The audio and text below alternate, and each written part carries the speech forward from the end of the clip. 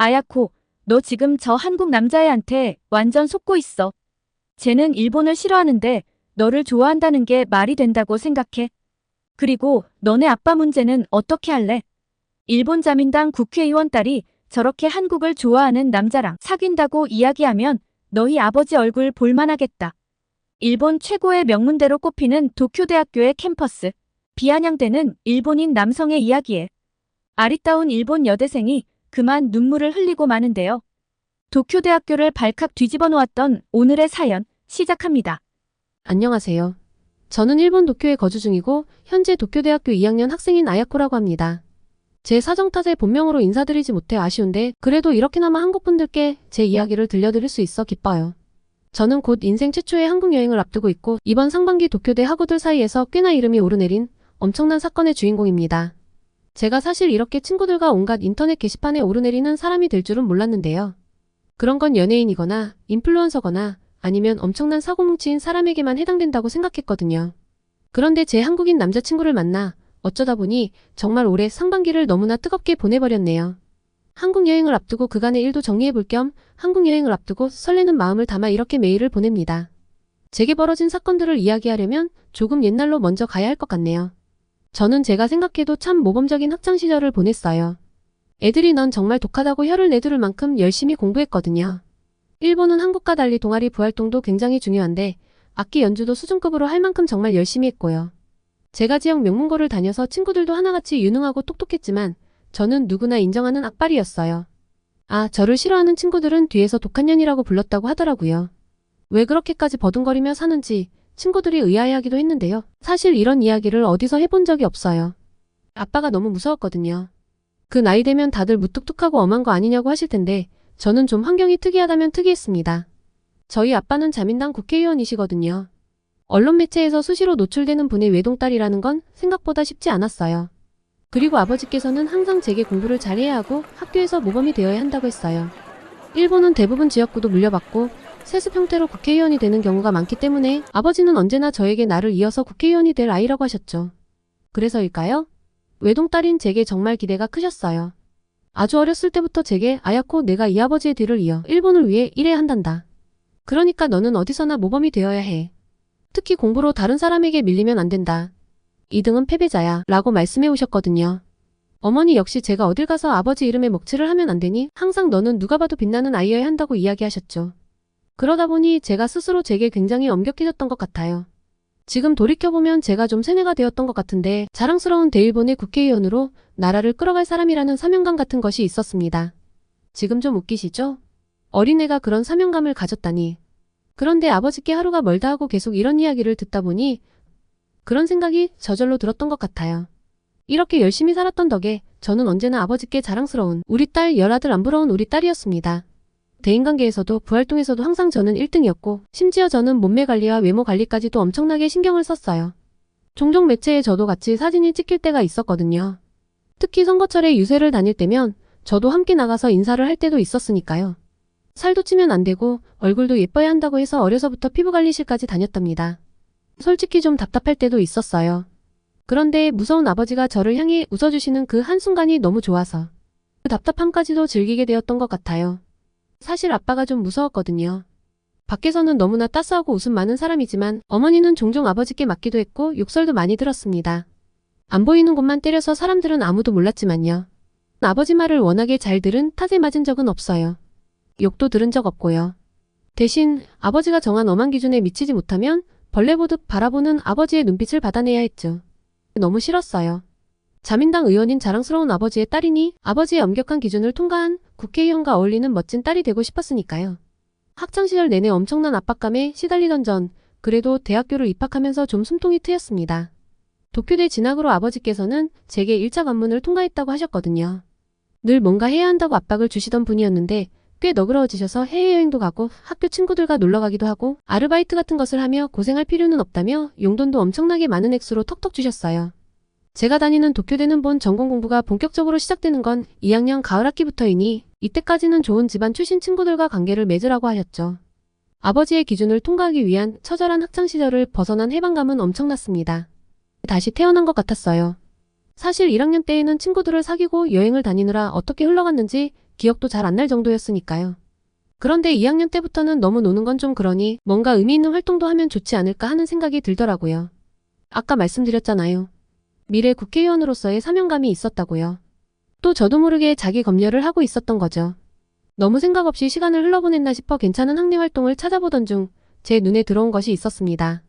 도쿄대로 유학을 오거나 교환학생을 온 외국인들을 위해 학교 가이드를 해주고 일본 생활에 적응할 수 있도록 도움을 줄 학내 봉사자를 모집하고 있더라고요. 해외여행을 가서 관광을 하며 만나본 외국인들은 있지만 외국 사람들과 제대로 관계를 맺어본 적은 없는 터라 재미있을 것 같기도 하고 또 외국 친구를 사귀는 것도 의미 있을 것 같아 신청하게 되었습니다. 그리고 며칠 후 저와 1대1로 한 학생이 매칭되었습니다. 민준이라는 이름의 한국 남학생이었어요. 서울대를 다니는 학생인데 교환학생으로 도쿄대에 왔다고 했습니다. 내심 한국인이 매칭되기를 바라고 있던 터라 정말 기뻤습니다. 왜 한국인 매칭을 바랬냐고요? 제가 작년부터 한국 드라마에 푹 빠져 있었거든요. 제 친구들 중에서는 한국어를 공부하는 친구들도 꽤 많고 한국 여행을 여러 번 다녀온 적이 있는 친구들도 있어서 그 영향을 좀 받았던 것 같아요. 그리고 제가 얼굴, 몸매 관리에 엄청 신경 썼다고 했잖아요.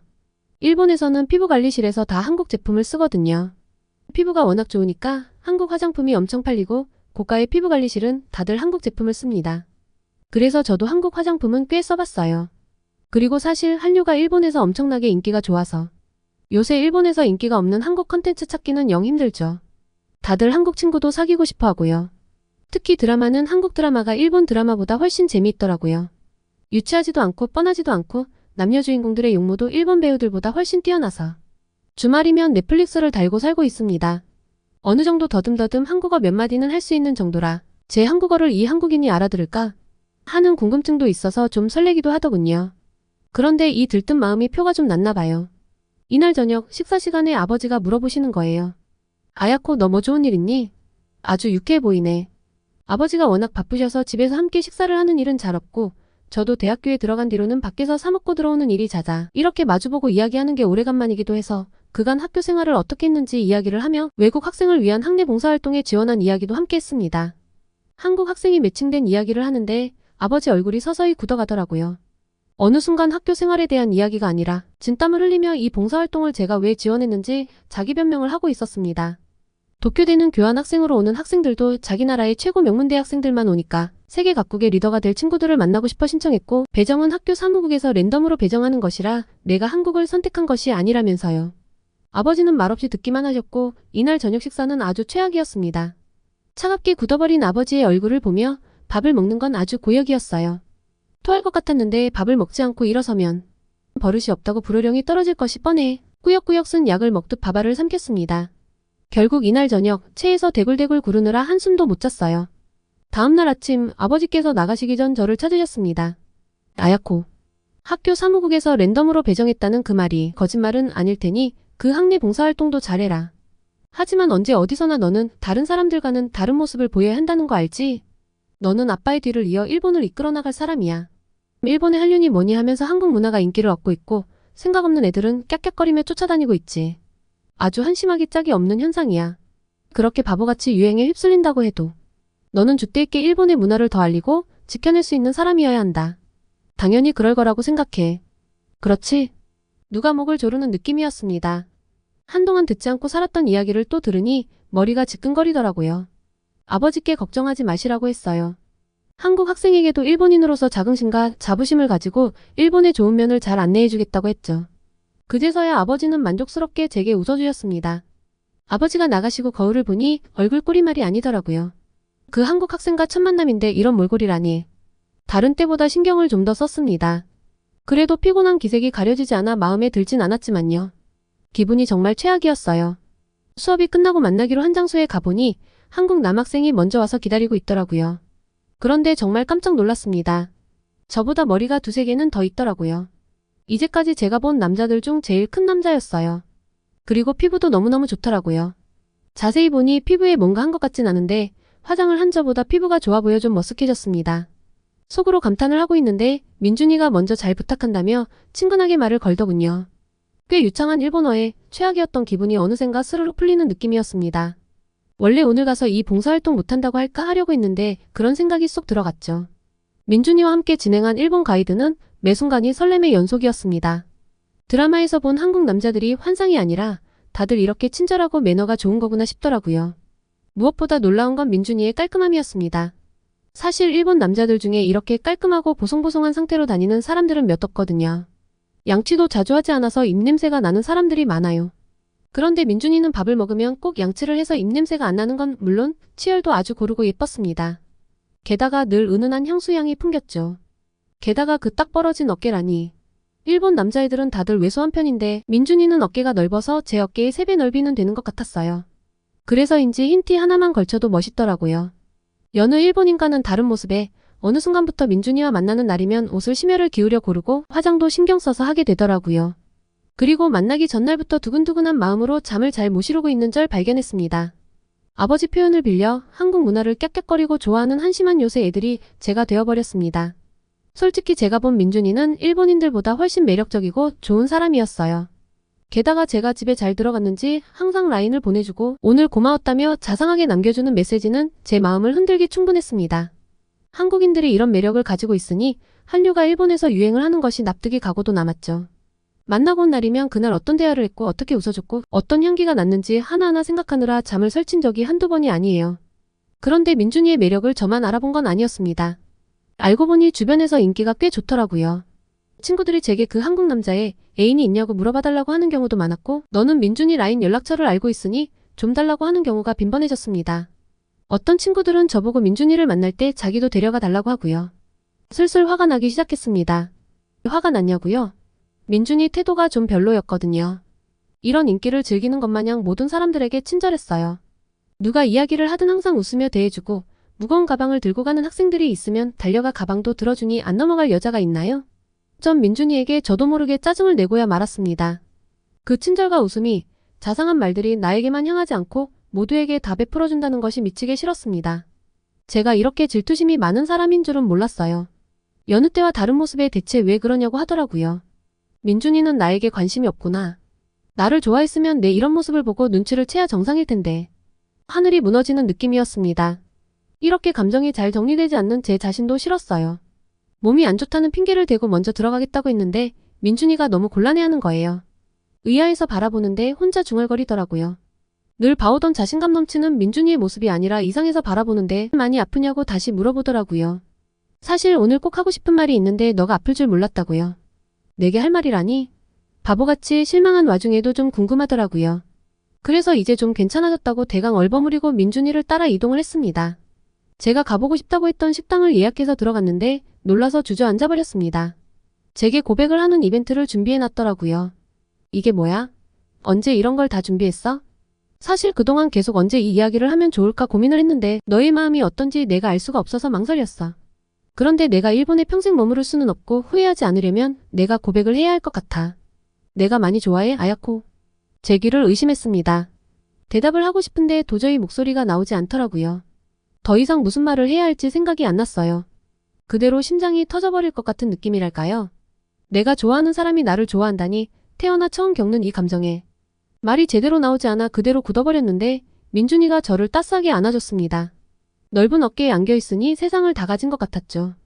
그렇게 저희는 연인으로서의 첫 발을 내딛었습니다. 민준이와의 하루하루는 정말 행복하고 즐거웠어요. 다른 여학생들의 시기 질투도 오히려 유쾌했고요. 이렇게 자상하고 멋진 사람이 내 첫 남자친구라니 하루하루 구름 위를 걷는 것만 같았죠. 그러던 어느 날 제게 생각하지도 못한 큰 사건이 닥쳤습니다. 바로 류에이 때문이었어요. 류에이는 아버지의 절친한 친구분 아들인데 저랑 같은 동네에서 자랐고 대학도 저와 함께 진학했습니다. 류에이가 대학 합격 직후 제게 고백을 했었어요. 오래전부터 좋아했었다나요. 저는 어려서부터 봐서 한 번도 걔를 남자로 본 적이 없는데 좀 어이가 없었죠. 그리고 키도 저만해서 솔직히 남자로 보이지 않았어요. 그랬는데 그때부터 애가 좀 이상하더라고요. 고백은 거절했지만 오래전부터 알고 있던 좋은 친구이니 잘 지내면 좋을 텐데 뒤에서 저에 대해 안 좋은 소리를 하고 다니더라고요. 대학은 넓고 크니 별 상관이 없겠지 하고 무시하며 살았는데 제가 한국인 남학생과 사귄다는 소문이 어느새 류에이 귀에까지 들어갔던 모양입니다. 제게 라인이 왔어요. 남자친구가 한국인인 거 아버지가 알고 계셔? 안부 인사 하나 없이 다짜고짜 던진 한마디에 식은땀이 쭉 흘렀습니다. 아버지께는 그 한국 남학생 가이드 한 번 해보니 영 불편하고 도움이 되지 않는 것 같다며 그만뒀다고 했거든요. 아버지는 당연히 흡족해 하셨죠. 그런데 한국인과 사귄다. 아버지의 평소 성향을 생각하면 노발대발할 것이 분명했습니다. 우선 거짓말로 넘길 수밖에 없었어요. 아버지도 알고 계셔. 내켜하지 않으셨지만 한 번쯤 그런 경험도 괜찮다고 하셨어. 너가 걱정할 건 없을 것 같아. 읽은 표시는 떴는데 답장이 없더라고요. 이대로 적당히 넘어가나 싶었는데 민준이와 데이트를 하고 집으로 돌아오는 길에 아버지를 마주쳤습니다. 오늘 아버지는 늦는다고 하셨고 혹시 모를 위험을 대비해 항상 집에서 멀리 떨어진 곳에서 헤어지는 데다가 지하철역에 아버지가 나타나실 이유는 없는데 이렇게 지하철역에서 지키고 계셨다는 건 아무래도 누군가가 말을 흘린 것이겠죠. 료에이 이 개자식. 아버지의 심상치 않은 모습에 민준이는 놀라서 아버지를 한번 쳐다보았습니다. 아버지는 민준이와만 이야기를 하고 싶다고 데려가시더라고요. 그렇게 지옥 같은 1시간이 지났고 민준이는 굳은 얼굴로 제게 집에 가보겠다며 지하철역으로 들어갔습니다. 저는 아버지와 함께 집으로 가며 숨막히는 침묵을 맞이했죠. 집으로 들어가서 식탁에서 아버지와 단둘이 마주했을 땐 그냥 기절해버리고 싶었어요. 어떻게 이 위기를 넘겨야 할지 아무 생각이 나지 않더라고요. 긴 침묵을 깨고 아버지께서 입을 열었습니다. 아야코. 지금 내 행동이 내게 어떤 실망감을 안겨주었는지 알고 있을 거라 생각한다. 우리 집안의 명예를 더럽히지 않으려면 너가 어떻게 행동해야 하는지도 잘 알고 있을 거라 생각해. 너는 똑똑한 아이잖니. 그동안 내게 너는 자랑스러운 딸이었어. 자랑스럽길 바란다. 그날 밤 아버지가 어머니에게 아이 간수를 어떻게 했길래 저렇게 아야코가 정신 빠진 짓을 하고 다니냐며 심한 욕설과 폭행을 하는 소리를 들으며 한숨도 자지 못했습니다. 처음으로 만난 사랑이었지만 제게 아버지의 벽은 너무 높았어요. 문제는 제 마음이 그 벽보다 더 컸다는 거죠. 민준이가 몹시 보고 싶었습니다. 그리고 아버지에 대해서 공무원이라고만 하고 제대로 설명하지 않았던 것도 사과하고 싶었어요. 민준이가 불편해할까봐 자세한 이야기를 하지 않았는데 얼마나 놀랐을까 싶어 마음이 불편했거든요. 다음날 학교에서 마주친 민준이는 난생 처음 보는 어두운 표정이었습니다. 그리고 묻더라고요. 짧은 만남이었지만 현명한 민준이는 아마 아버지가 얼마나 꽉 막힌 분인지 제가 얼마나 스트레스를 받으며 살아왔는지 다 알아차렸겠죠. 눈물이 왈칵 터져나왔고 저는 한참을 민준이 품에 안겨 울었습니다. 그리고 다시 저희는 조금 더 비밀스럽게 연애를 했어요. 료에이와 친한 친구들, 말을 전할 수 있는 친구들과는 눈에 띄지 않게 데이트 코스도 바꾸고 안에서는 잘 붙어 다니지도 않았어요. 그런데 어떻게 귀신같이 알았는지 료에이가 자꾸 라인을 보내더라고요. 아야코, 민준이는 널 지금 가지고 노는 거야. 그 만남이 말이 된다고 생각해? 아야코, 널 제일 잘 알고 가장 사랑하는 사람은 나야. 그 한국인은 어차피 일본을 떠날 거고 너를 잊을 거야. 너만 상처받을걸? 아야코, 일본 자민당 국회의원이라고 하면 한국에서 어떤 이미지인지 알아? 걔가 한국 친구들과 일본에 대해서 뭐라고 말하고 다니는지 알면 너 민준이 다시는 못 만날 거야. 얘는 정말 미쳤나봐 하고 오는 메시지를 무시했는데 맨 마지막은 마음에 걸렸습니다. 한국 친구들과 일본에 대해서 이야기를 하고 다닌다고? 그러고 보니 민준이는 일본에 유학을 온 한국 친구들과 함께 모임도 종종 가졌어요. 별 신경을 안 썼는데 료헤이의 라인 이후로는 괜히 거슬리더라고요. 때마침 민준이가 한국 친구들과 모임을 가지는데 함께 가자고 했습니다. 가서 자기 친구들하고도 인사를 하고 맛있는 한국 음식도 먹으러 가자고 했어요. 료헤이의 라인이 좀 걸리기도 해서 민준이 친구들을 봐야겠다는 생각에 흔쾌히 오케이를 했습니다. 친구들에게도 우리 관계를 알리고 민준이의 공식적인 여자친구 소리도 듣고 싶었고요. 민준이 친구들 앞에서 예쁜 여자친구를 사귄다는 말을 들었으면 하는 마음에 전날 밤에 팩도 하고 옷도 미리 골라놓고 아침에 신경 써서 화장도 엄청 공들여 했죠. 민준이의 친구들은 민준이만큼은 아니지만 꽤 멋진 친구들이었습니다. 기본적으로 한국 사람들은 일본인들보다 키가 다 크나 봐요. 어깨도 넓고요. 일본 남자애들은 어깨랑 골반 넓이가 비슷한 일자 체형인데 한국 친구들은 다들 어깨가 제 3배는 되는 듯 했죠. 그리고 한국 학생들이 쓰는 동아리방은 이상하게 쾌쾌한 냄새도 나지 않았어요. 오히려 향긋한 비누향이 가득해서 좀 당황스러울 정도였습니다. 친구를 보면 그 사람을 안다고 하죠. 다들 젠틀하고 멋진 친구들이어서 역시 민준이 주위에는 좋은 사람만 있구나 싶었습니다. 료에이가 괜히 미쳐서 헛소리를 보냈구나 하고 앞으로 무시하겠다고 마음을 먹었죠. 같이 한국 식당에 가서 떡볶이를 먹는데 이런 멋진 남자들 틈에 둘러싸인 저를 부러워하는 일본 여자애들의 시선이 느껴져서 엄청 우쭐해져서 기분도 들떴습니다. 그런데 그때 제 귀를 의심할 만한 말소리가 들려왔습니다. 민준군은 자민당 의원의 이번 발언 어떻게 생각해? 한국에서는 망언이라고 난리가 났던데. 말도 안 되지. 일본 국민들이 역사를 제대로 배우지 못하니 이런 걸 비판하지 않고 저런 발언을 부끄러워하지 않는 사람들이 계속 국회의원이 되는 거잖아? 위안부 피해자들에 대해 대체 언제쯤 사과를 할까? 일본이 진짜 발전을 하려면 자신들의 부끄러운 역사에 대해서 사죄를 할 수 있어야 해. 어이 민준군 멋진데? 일본인 여자친구가 있는데 이렇게 말을 해도 되는 거야? 내가 아야코를 사랑하는 것과 역사는 별개지. 내가 일본인을 만난다고 해서 역사가 변하는 건 아니잖아? 아야코도 이런 것은 정확히 알아야 해. 아야코 개인에 대한 비난을 하는 것은 아니니 아야코도 그 정도는 구분할 수 있을 거라고 생각해. 민준군 역시 멋지네. 말 나온 김에 이번 한일 대학생 역사교류 토론회에서 좀 강하게 나가보면 어때? 지성인으로서 이런 것을 비판할 줄 알아야 하잖아? 역시 한국인과는 대화가 통한다니까.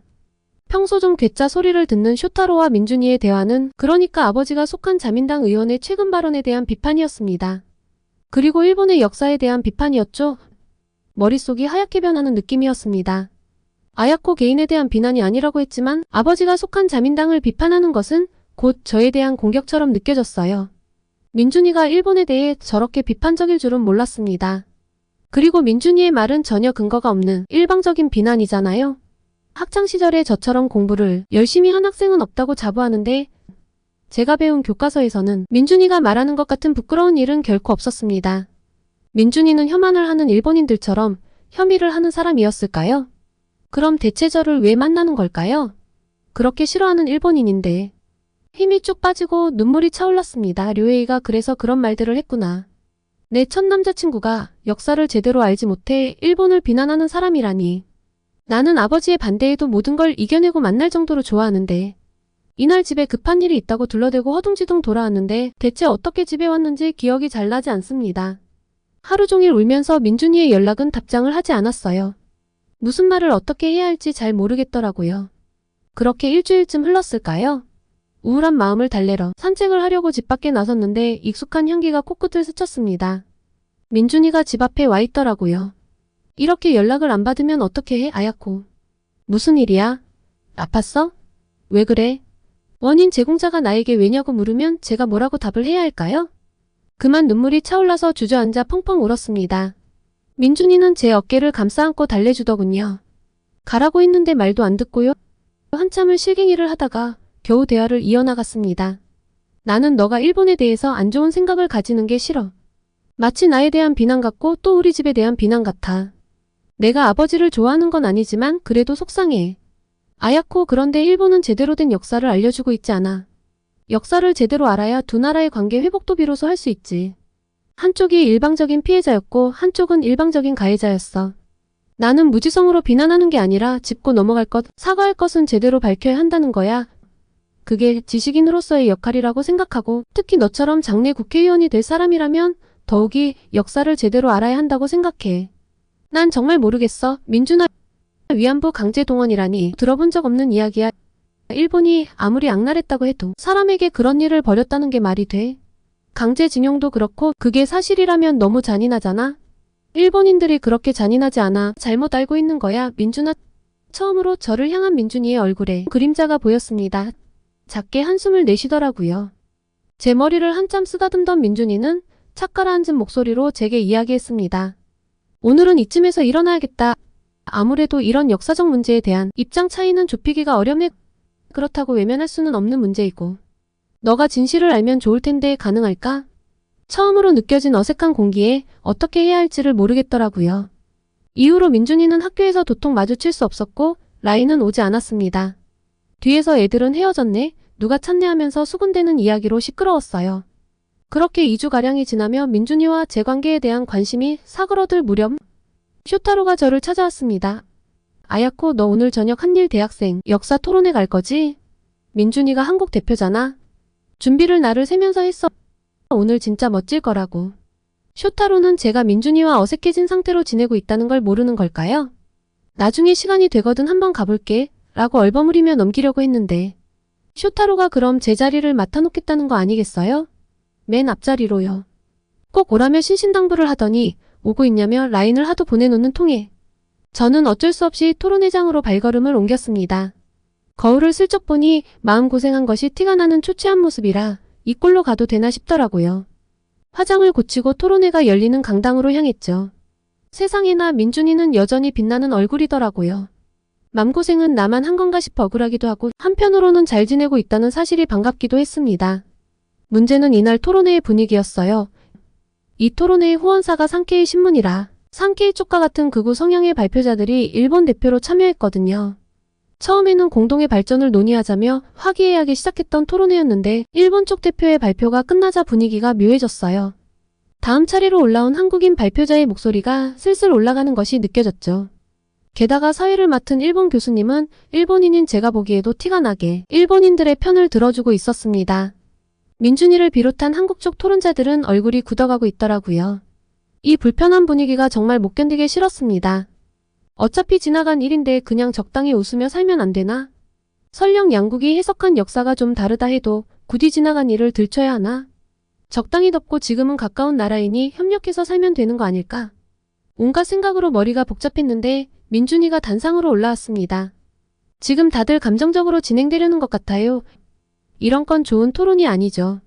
우선 토론회가 잘 진행되기 위해서 사회자인 교수님이 발언 기회와 시간을 동등하게 양측에 주셨으면 좋겠어요. 국적을 떠나 토론회니까 사회자로서 중립을 지켜주셨으면 좋겠습니다. 학 과장님께 저렇게 말을 하다니 일본에서는 부당해도 좀 참고 지나가는 경향이 있는데 대놓고 이야기를 하는 민준이의 모습에 장내가 살짝 소란해졌습니다. 그런데 민준이의 발표가 시작하고 나서는 장내가 찬물을 끼얹은 것 마냥 조용해졌죠. 여러분, 오늘 제가 이야기하고자 하는 것은 일본군 위안부 문제입니다. 많은 분들이 이 문제를 위안부라는 명칭 자체가 잘못되었다고 말씀하시죠. 저는 일본군에 의해 강제동원된 성노예 피해자라고 정의해야 한다고 생각합니다. 민준이의 목소리는 좌중을 압도했어요.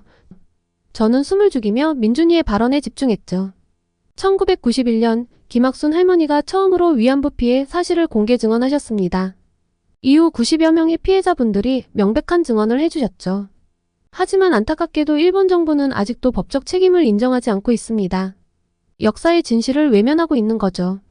증언집과 자료들을 제시하며 논리적으로 설명을 이어가는 민준이의 모습은 너무나 당당했습니다. 하지만 토론회장의 열기는 곧 냉랭해졌어요. 일본 쪽 대표 몇몇이 민준이의 말을 끊고 반발하기 시작한 거죠. 지켜보고 있던 관중석도 소란해졌습니다. 군이 직접 관여했다는 증거가 없잖아? 당시엔 합법적이었다고. 피해자라는 증언이 거짓일 수도 있지. 격앙된 반응들에 토론회는 점점 무질서해졌어요.